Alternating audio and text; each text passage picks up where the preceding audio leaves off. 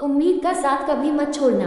एक दिव्यांग राजा था जिसके राज्य में सभी लोग उस राजा से बहुत खुश थे और ऊपर वाले से धन्यवाद करते थे कि इतने अच्छे राजा को उनके जिंदगी में भेजा है। वह राजा दिव्यांग था, उसकी एक आंख नहीं थी और एक पैर नहीं था, लेकिन फिर भी राजा को इस बात का कोई मलाल नहीं था। एक दिन राजा अपने महल के गलियारे में घूमते हुए अपने पूर्वजों की लगी तस्वीर को देख रहा था। राजा ने सभी चित्र को देखते हुए आखिरी चित्र तक पहुंचा और फिर उस खाली जगह को देखा तो वह चिंता में पड़ गया, क्योंकि उसे मालूम था कि अब यहाँ जो तस्वीर लगेगी वह उसी की लगेगी।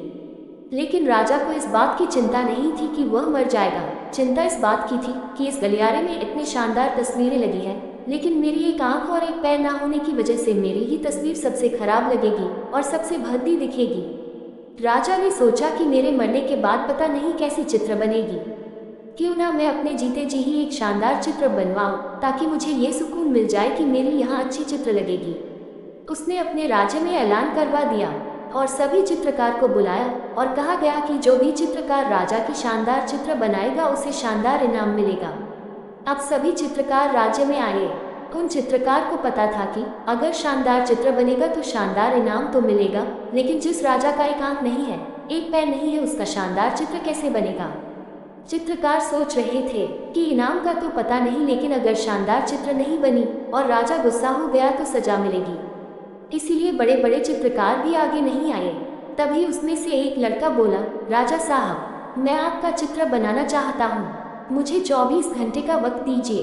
अब सभी बड़े बड़े चित्रकार हैरान हो गए कि ये लड़का क्या चित्र बनाएगा, और अगर राजा को चित्र पसंद नहीं आया तो इसे सजा जरूर मिलेगी। राजा बोला, ठीक है, आप बनाकर लाइए। अगले दिन वह लड़का तस्वीर बनाकर लाने वाला था और दरबार पूरी तरह से भर चुका था। लोग दूर दूर से ये देखने के लिए आए थे कि वह लड़का कैसा चित्र बनाकर लाएगा।